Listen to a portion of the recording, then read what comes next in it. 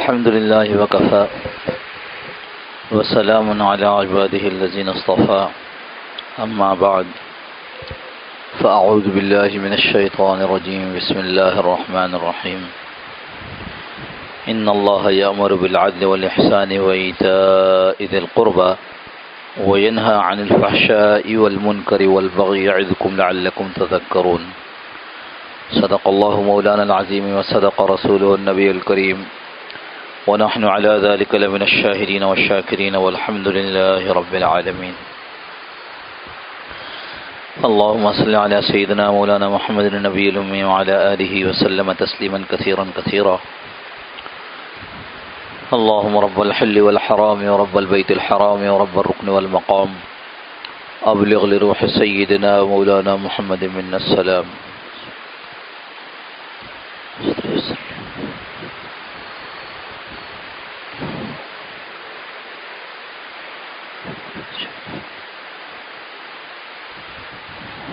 بزرگان محترم، اللہ جل جلالہ عمن والہ نے حضور صلی اللہ تعالی علیہ وسلم کو بڑی بہترین، بہت پاکیزہ اور بہت نورانی تعلیمات دے کر دنیا میں بھیجا۔ ساری دنیا کے انسان، اولین اور آخرین، جب سے دنیا بنی ہے اس وقت سے لے کر قیامت تک کے آنے والے انسانوں میں سے جو عقل مند کہلاتے ہیں، وہ ساری اپنے عقلوں کو جوڑ کر کوئی تعلیم مرتب کر لیں، وہ اللہ پاک کی بھیجی ہوئی تعلیم کے پاسنگ بھی نہیں ہو سکتے، برابر تو دور، اس کے پاؤں کے قریب جو ذرہ ہوتا ہے۔ اللہ اپنی حکمت بالغہ کے ساتھ، کیا کوئی اللہ سے زیادہ علیم دنیا میں ہے؟ کیا کوئی ایسا ہے جو دعویٰ کر سکتا ہو کہ میں اللہ سے زیادہ جانتا ہوں؟ کیا کوئی دعویٰ کر سکتا ہے کہ میں اللہ کی مخلوق کے لیے وہ سوچ سکتا ہوں بہتری کے لیے جو اللہ بھی نہیں سوچ سکتے؟ نہیں، نعوذ باللہ من ذالک، ہے نا؟ یہ جملے میں نے کہے تو برا لگا نا، لیکن عملی طور پر تو ہم ایسے ہی کر رہے ہیں کہ اللہ کے نبی کی تعلیم پیچھے ڈال کر اور مخلوق جو کچھ سوچ رہی ہے اس کو آگے رکھتے ہیں، اپنے رہنما بناتے ہیں، اس کے مطابق اپنی زندگی کو بسر کرنے کی کوشش کرتے ہیں۔ اسی عمل کو میں نے چند الفاظ دے کر آپ کے سامنے پیش کیا تو بڑا برا لگا کہ ایسے کیسے کہہ رہے مولوی صاحب؟ کیا کوئی ایسا ہو سکتا ہے جو اللہ سے زیادہ اللہ کی مخلوق کی بہتری چاہتا ہو،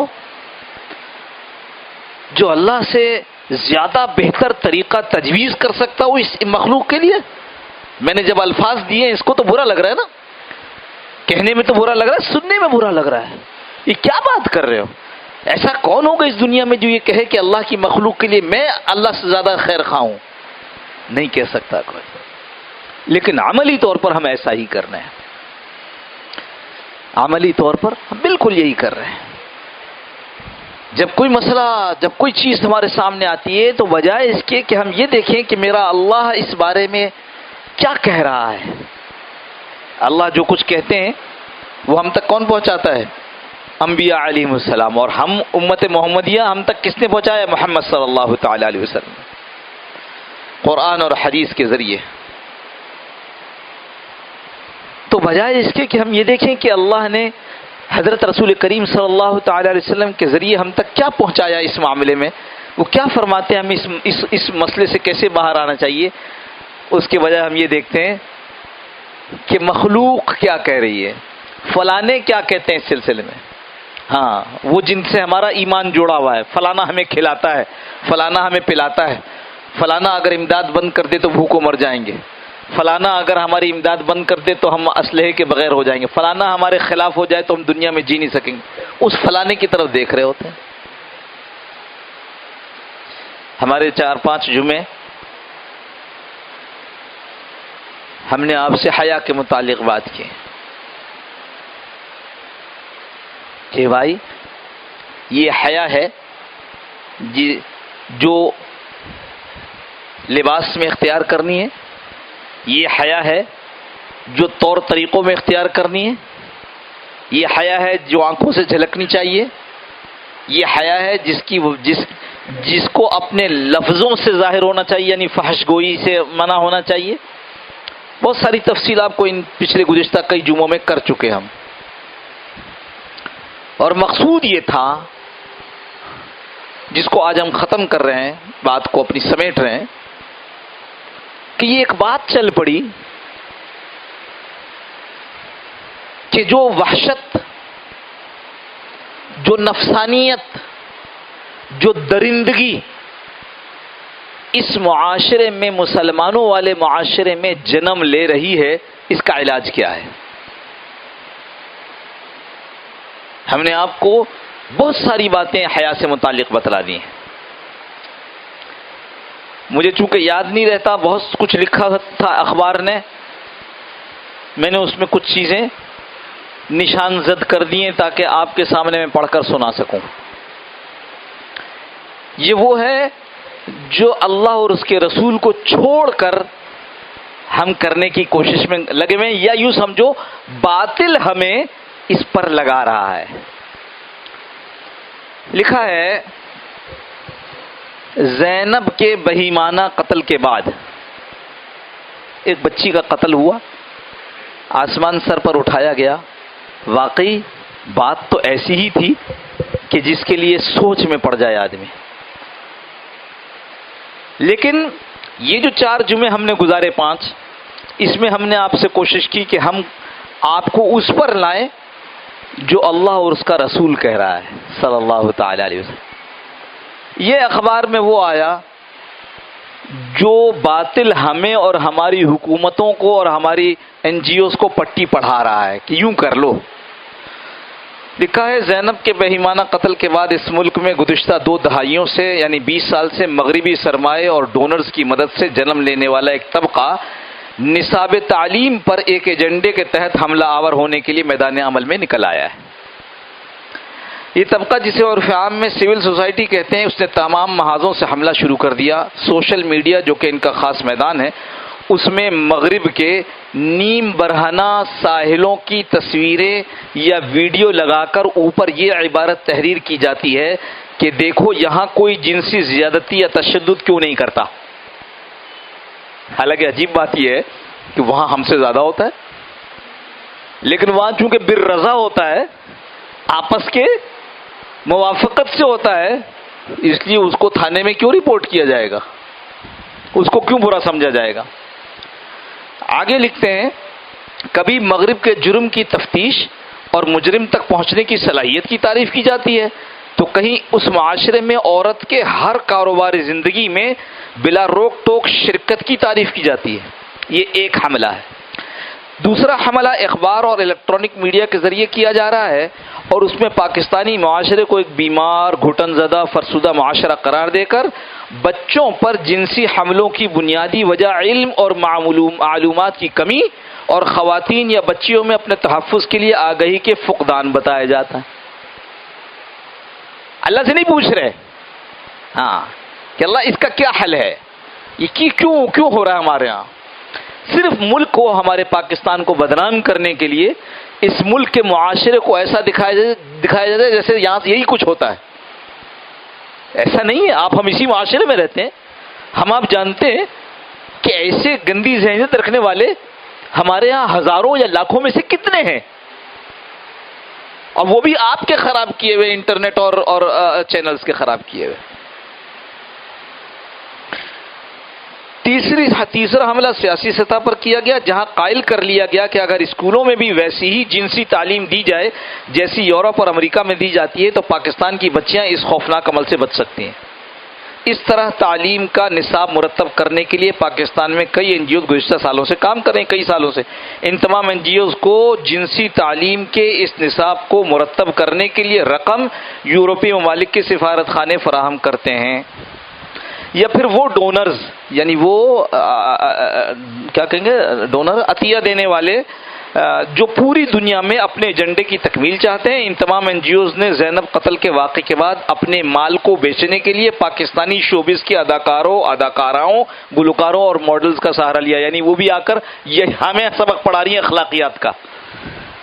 وہ جو خود جن کی اخلاق پر سوالیہ نشان لگے ہوئے ہیں وہ سبق پڑھا رہی ہیں کہ کیسے ہونا چاہیے. باتیں بہت ساری اس میں ہیں. میں بہت ساری چیز جن کو میں نے نشان زد کیا تھا کہ بتاؤں گا، وہ بھی میں اپنے وقت کی کمی کی وجہ سے چھوڑ رہا ہوں. لکھا ہے امریکہ میں ایف بی آئی کی 2003 کی رپورٹ، جسے کے جے اینڈرسن نے اپنی کتاب پورنوگرافی میں تفصیلاً درج کیا ہے، اس کے مطابق عورتوں اور بچوں کو جنسی تشدد کے بعد ہلاک کرنے والوں میں 80% ایسے تھے جو فحش فلموں کے رسیا تھے. بتاؤ، اسلام ایک حل دے رہا ہے حیا کا. وہ جو میں پچھلے 4 جمعوں سے آپ حضرات کے سامنے کس زاویے سے، وہ کبھی کہتا ہے کہ لباس کو ایسا رکھو، پورا 1 جمعہ میں نے اس پر بتایا. فلما ذاقت شجرۃ بدت لهما سوآتهما وطفقا يخصفان عليهما من ورق الجنہ. وہ جو غلط پھل کھا لیا تو کیا ہوا؟ سب سے پہلا کام یہ ہوا کہ ان کے ستر کھل گئے اور وہ جس کو جنت کے پتوں سے چھپانے لگے. معلوم ہوا کہ گناہ کی وجہ سے آدمی ننگا ہو جاتا ہے. جب فطرت سلیم ہو جیسے جنت میں تھے تو فوراً احساس ہوا، ڈھانک لیا پتھر سے اپنے آپ کو چھپانے لگے. قرآن کہہ رہا ہے. اور آپ کے ہاں پابندی دوپٹے پر تو لگ رہی ہے، برقعے پر تو لگ رہی ہے، ننگا ہونے پہ کوئی پابندی نہیں ہے. تو یہ جنتیوں کا عمل تو نہ ہوا نا. اللہ یہ سب چیزیں بتا رہے ہیں. ہم نے تو آپ کو تفصیل سے پورے جمعے اس پر لگائے. بہت ساری چیزیں چھوڑ کر اور آگے نکل رہا ہوں. یہ معمولی سے بل بورڈ سے شروع ہوتا ہے، متحرک اشتہاروں کو دنیا سے ہوتے ہوئے ٹیلی ویژن، فلم، اسٹیج، اخبارات اور انٹرنیٹ کی وادیوں تک جا نکلتا ہے. بہت ساری چیزیں چھوڑ کر اور آگے نکل رہا ہوں. 1971 میں امریکی ٹیلی ویژن چینل پر ہر ہفتے 714 کمرشل آتے تھے، یعنی اشتہار آتے تھے. کتنے؟ 714. یعنی پورے سال میں ایک آدمی 37,000 کمرشل دیکھتا تھا، لیکن اب روزانہ ٹیلی ویژن پر 2,000 کمرشل دیکھتا ہے، اشتہارات دیکھتا ہے. یعنی سال میں 2,30,000 اشتہارات، جن میں 90% ایسے ہوتے ہیں جس میں عورت کے جسمانی اعضاء کو نمایاں کر کے پیش کیا جاتا ہے. صرف امریکہ کے اقوام متحدہ کی 2009 کے انسانی اسمگلنگ کی رپورٹ کے مطابق لڑکیوں کو اسمگلنگ کر کے پھر اس کو اشتہارات میں استعمال کیا جاتا ہے. امریکہ کے اسٹیٹ ڈپارٹمنٹ کی 2011 کے انسانی اسمگلنگ کی رپورٹ کے مطابق سالانہ 20 لاکھ بچے جسم فروشی کے لیے اسمگل کیے جاتے ہیں. ہاں، اب وہ فلمیں بن رہی ہیں جن فلموں میں ایسے موضوعات چنے جاتے ہیں جو معاشرے میں ناقابل قبول ہوں. اب پاکستان میں ٹی وی پر ایسے ڈرامے دکھائے جاتے ہیں جس کے اندر وہ موضوعات جو ہم گھر میں بولنا پسند نہیں کرتے کہ نہیں بچے بیٹھے ہیں یا ایک مرد ایک عورت کے سامنے یہ والی بات کیسے کر سکے گا، وہ ڈرامے دکھائے جا رہے ہیں. لکھا ہے کہ آپ کو ان میں لاکھوں ایسے موضوعات ملیں گے جن میں تشدد پسندی، جنسی فعل اور مقدس رشتوں کا آپس میں اختلاط اور غیر فطری فعل غرض بے راہ روی کے ہر راستے کو اشتہا کے ساتھ جوڑ کر ان میں پیش کیا جاتا ہے. ایسا سب کچھ لوگوں کے ذہنوں میں ایک ہیجان پیدا کرتا ہے اور انہیں نارمل زندگی بے کیف لگنے لگتی ہے. اس وقت امریکی جیلوں میں 7,40,708 وہ ہیں جو جنسی جرائم کے مجرم ہیں.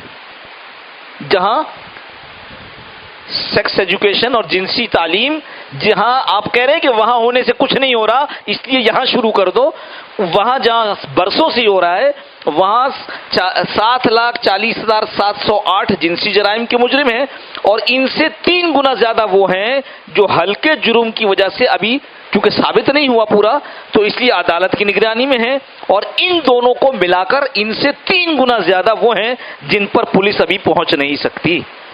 یہ وہ مکروہ، غلیظ، تعفن زدہ معاشرہ جس کو میڈیا کی روشنیاں خوبصورت بنا کر پیش کرتی ہیں اور میرے ملک کا دانشور اس کی تعریف میں کالم لکھتا ہے اور گفتگو کرتا ہے کہ فلاں جگہ ایسا ہوتا ہے، انہوں نے یہ حل پیش کیا ہے تو ہم بھی یہ حل اختیار کر لیں. نعوذ باللہ من ذالک. تصویر کا ایک رخ پیش کر کے اور تمام محاذوں سے اس پاکستان کے معاشرے کو دنیا میں گندا کرنا، یہ بتانا کہ ہمارے لوگ چونکہ اسلام پر زیادہ چلتے ہیں اس لیے وہ پرانے ہیں، قدامت پسند ہیں، لہذا نئے لوگ جو ہیں جن کے ہاں بے راہ روی بہت ہے انہوں نے جو طریقے اختیار کرے ہیں وہ کر لو۔ اللہ ہم سب کی حفاظت فرما دے۔ حضرت عبداللہ ابن عمر رضی اللہ تعالیٰ عنہما، ابن ماجہ شریف کی روایت ہے، حضور صلی اللہ تعالی علیہ وسلم سے روایت فرماتے ہیں کہ جب اللہ کسی کو ہلاک کرنا چاہتے ہیں، اس کو ہلاک کرنا چاہتے ہیں تو اس کے اندر سے حیا کو نکال دیتے ہیں،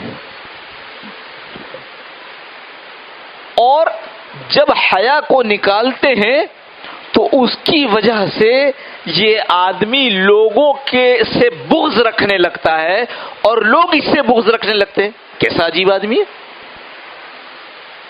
یہ، لوگ اس کو کہہ رہے ہیں یہ کیسا عجیب آدمی، حیا تو ختم ہو گئی نا، اب لوگ کہہ رہے ہیں دیکھو کتنا بے حیا ہے، اور یہ بے حیا دوسروں کو بے حیا کہہ رہا ہوتا ہے، دوسروں کو کہہ رہا ہے کہ ایسے مذہب پر چل رہے ہیں، اور دیکھو ایسی سوچ پر چل رہے ہیں پرانے زمانے کی۔ فرمایا جب حیا رخصت ہو جاتی ہے تو وہ پھر کیا ہو جاتا ہے، بغض رکھنے والا بھی اور ایسا بھی جس سے لوگ بغض رکھتے ہیں، اور فرمایا اس کی وجہ سے اس کو اور آگے کر دیا تھا، وہ کیا کہ اس کو خائن بنا دیا جاتا ہے، پھر یہ خیانت کرتا ہے، کبھی حدیث میں خیانت کرتا ہے، کبھی قرآن میں خیانت کرتا ہے، کبھی اسلام میں خیانت کرتا ہے، کبھی مال میں خیانت کرتا ہے، کبھی لوگوں کے مال پر ڈاکہ ڈال کر اپنا مال بنا رہا ہوتا ہے۔ اور فرمایا جب یہ خائن ہو جاتا ہے اور بددیانت ہو جاتا ہے تو پھر اللہ اس کے اوپر دوسری چیز لاتے ہیں، وہ یہ کہ یہ لاعن بھی ہوتا ہے، ملعون بھی ہوتا ہے، اس پر بھی لعنت کی جا رہی ہوتی ہے اور یہ لوگوں پر لعنت کر رہا ہوتا ہے۔ یاد رکھیے اگر کوئی آدمی کسی پر لعنت کرے کہ فلانے پر لعنت ہو تو وہ لعنت جاتی ہے اور یہ دیکھتی ہے کہ یہ آدمی اس قابل ہے کہ نہیں ہے، اگر اس قابل ہے تو اس پر لعنت برستی ہے، اور اگر اس قابل نہیں ہوتی اور لعنت کرنے والے نے غلط لعنت کی تو وہ لعنت پھر اس کے اوپر آ کر خود پڑتی ہے۔ اللہ کے نبی صلی اللہ علیہ وسلم ارشاد فرماتے ہیں کہ جب یہ لاعن اور ملعون دونوں ہو جاتا ہے تو پھر اس کو اسلام کے حلقے سے نکال دیا جاتا ہے، نہ اس سے پہلے اس کے اندر سے رحمت نکال دی جاتی ہے، رحم نکال دیا جاتا ہے، پھر یہ رحم نہیں کرتا، پھر یہ صفاق ہو جاتا ہے، اس کو کوئی غرض نہیں ہے میری اس حرکت سے، میرے مال کی خیانت کرنے سے، میرے فلاں کام کرنے سے لوگوں پر کیا ہو رہا ہے، کچھ نہیں، اس کے اوپر کوئی رحم، اس کے اندر رحم کا کوئی جذبہ نہیں۔ تو اللہ کے نبی صلی اللہ علیہ وسلم فرما رہے ہیں، ابن ماجہ شریف کی روایت حضرت کر رہا ہوں، اور جب اس کے اندر سے رحمت نکال دی جاتی ہے تو پھر اس کو اسلام کے حلقے سے باہر کر، اس نے جو اسلام کا طوق پہنا تھا نا، اللہ کی غلامی کا جو ایک زیور اپنے گلے میں ڈالا تھا، اس سے اس کو نکال دیا جاتا۔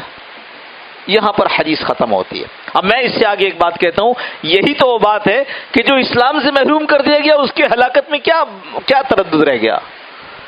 جو آدمی مسلمان تھا اور اس کو اسلام کے حلقے سے باہر کر دیا، اس کو ایمان والوں سے باہر کر دیا، تو پھر اب اس کی ہلاکت میں کیا تردد ہے؟ تو رسول اللہ صلی اللہ علیہ وسلم نے ارشاد صحیح فرمایا نا کہ جس کو اللہ پاک ہلاک کرنے کا ارادہ فرما لے اس سے حیا کو چھین لیتے ہیں۔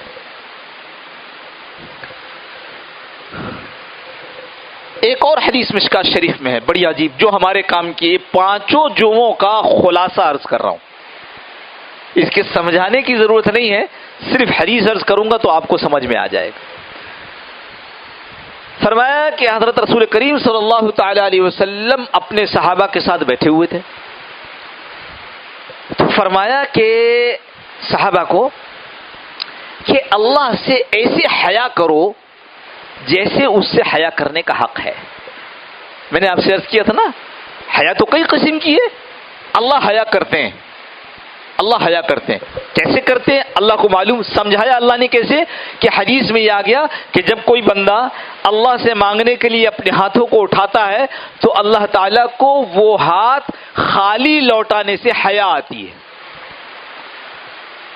سمجھا نہیں سکتے کہ اللہ حیا کیسے کرتے ہیں، لیکن اللہ ایک قصہ آپ کو سنایا تھا، حضرت عمر تشریف لائے، آپ صلی اللہ علیہ وسلم بیٹھے رہے، ابو بکر تشریف لائے، آپ صلی اللہ علیہ وسلم بیٹھے رہے، پھر عمر رضی اللہ عنہ تشریف لائے، آپ صلی اللہ علیہ وسلم بیٹھے رہے، یہاں تک کہ حضرت عثمان رضی اللہ عنہ تشریف لائے تو آپ ذرا سا صحیح ہو کر بیٹھ گئے. تو پوچھا گیا کہ پہلے بھی تو آپ بیٹھے ہوئے تھے. فرمایا میں اس شخص سے کیوں نہ حیا کروں جس سے اللہ کے فرشتے بھی حیا کرتے. تو اس کا مطلب فرشتے بھی حیا کرتے. حیا تو کئی درجے. اللہ کے رسول صلی اللہ علیہ وسلم کے متعلق میں نے آپ کے سامنے بات رکھی کہ روایت میں آتا ہے کہ ایسے شرمیلے تھے، ایسے حیادار تھے جیسے کنواری بے شادی شدہ لڑکی حیا کرتی اس سے زیادہ حیادار تھے. یہ سب حیا کے درجے ہیں. تو فرمایا اللہ کے رسول صلی اللہ علیہ وسلم نے کہ اللہ سے حیا کرو جیسے ان سے حیا کرنے کا حق ہے. تو صحابہ نے عرض کیا کہ اللہ کے رسول ساری تعریفیں اللہ کے لیے، ہم تو اللہ سے حیا کرتے. تو آپ صلی اللہ علیہ وسلم نے فرمایا کہ نہیں، اللہ سے حیا کا حق یہ ہے. 3 باتیں ارشاد فرمائیے، غور سے سن لیجئے، اپنے پلو باندھ لیجئے. 3 باتیں ارشاد فرمائیں. ایک بات اللہ کے رسول صلی اللہ علیہ وسلم نے ارشاد فرمایا کہ جو سر ہے اس کی حفاظت کرے اور سر نے جن چیزوں کو جمع کر رکھا ہے ان کی حفاظت کرے. جن چیزوں کو جمع کر رکھا، یہ کان میں نے آپ کو جمعہ میں بتایا ہے نا، فحش گوئی بھی حرام اور فحش سننا بھی حرام. یہ زبان، یہ آنکھیں، یہ دماغ، یہ آج کل خوب چل پڑا، گندی گندی باتیں سوچنا، ہاں اس سے مزے لینا. سر اور سر نے جن چیزوں کو جمع کر رکھا ہے ان کی حفاظت کرے. ایک. دوسرا، پیٹ کی حفاظت کرے اور جو چیز پیٹ سے لگی ہوئی ہے اس کی حفاظت کرے. دیکھو کیسی حیادار لفظ استعمال کیا ہے اللہ کے نبی نے، کیسے حیا کے ساتھ بات کی ہے. پیٹ کی حفاظت کرے اور پیٹ سے جو چیز لگی ہوئی ہے اس کی حفاظت کرے. 2 چیزیں ہو گئیں. اور تیسری، موت کو اور موت کے بعد آنے والے حالات، پریشانیاں، آزمائشیں ان کو یاد رکھیں.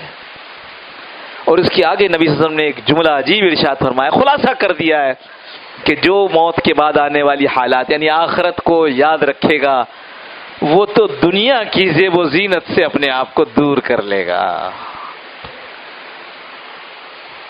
اور جو ایسا کر لے گا، اخیر میں حدیث کے ارشاد فرمایا ہے، وہی ہوگا جو اللہ سے حیا کا حق ادا کرے گا. یہ 3 باتیں ہیں، ان تینوں کو پلو باندھ لیجئے، اپنے ایسے رکھ لیجئے کہ کسی وقت یہ باتیں بھولنے نہ پائیں. اللہ ہم سب کو ان سب چیزوں کی سمجھ عطا فرما دے.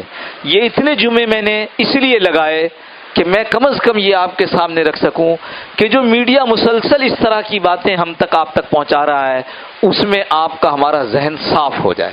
اللہ پاک ہم سب کو عمل کی توفیق نصیب فرما دے. پہلے اذان ہوگی، اس کے بعد پھر سنتیں ادا فرمائیے.